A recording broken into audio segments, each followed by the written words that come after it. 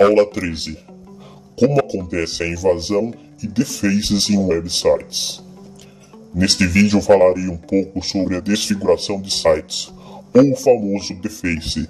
Parece algo inofensivo, mas costuma causar grandes transtornos à empresa invadida, pois este é um tipo de invasão que a empresa não consegue esconder do público, já que a página principal do site é alterada, ficando visível para todos os visitantes. E dependendo da empresa, o deface pode ser divulgado pela imprensa, tornando assim o constrangimento ainda maior. O conhecimento primordial para a invasão de websites é saber como funcionam os servidores web, servidor IIS para Windows e servidor Apache para Linux.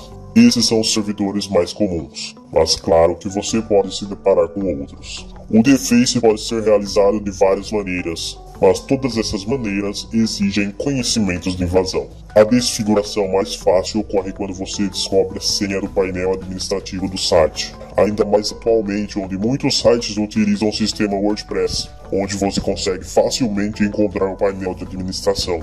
Tendo acesso ao painel administrativo, o invasor poderá alterar o site como quiser. Outro tipo é com o ataque ao DNS.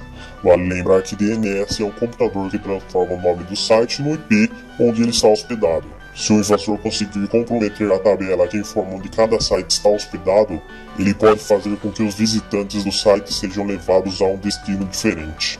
Ataques realizados contra o registro.br também podem resultar na desfiguração de sites.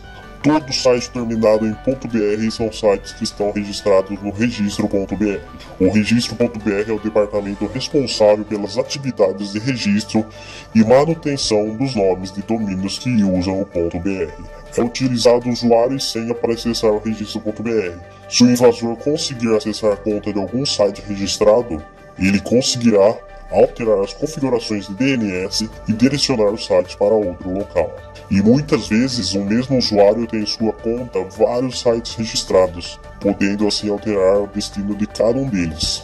Em outro caso, é bastante utilizado o CMS, sigla muito utilizada por desenvolvedores de sites e portais. CMS significa Sistema de Gerenciamento de Conteúdo, e é o conjunto de funções que facilitam a vida dos criadores de site, usado para criar, gerenciar e publicar conteúdo de forma consistentemente organizada, permitindo que o mesmo seja modificado, removido e adicionado com facilidade.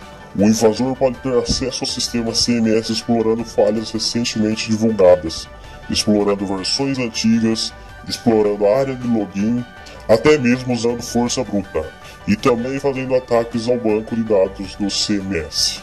Se qualquer uma dessas tentativas resultar em sucesso, o invasor conseguirá desfigurar o site ou tirá-lo do ar.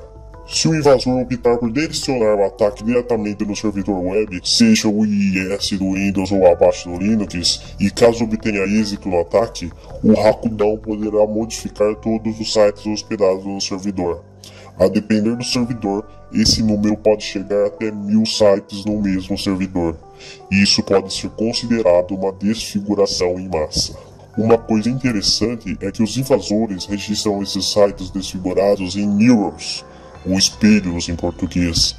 Para ver quais empresas tiveram o site desfigurado, basta acessar o site zone-h.org. Ao acessar o site acessando o menu Arquivos, você terá acesso a uma lista com os últimos sites que foram desfigurados e cadastrados no site pelo invasor. Note que tem a data, quem notificou, o que foi modificado, se foi só a homepage, se foi um ataque em massa. R significa que não é a primeira vez que o site foi modificado. Ao lado temos domínio, o sistema operacional do servidor. Notem que Linux aparece bastante, pode ser por ser mais utilizado, mas isso também mostra que o sistema operacional não é o principal responsável pela segurança, mas sim a pessoa que fez a configuração. E no final temos o link para o espelho, onde mostra uma imagem do site modificado. No pesquisar, podemos buscar por um site e ver se o mesmo já foi invadido. Por exemplo, vamos digitar aqui pt.org.br. vemos que resultados foram encontrados.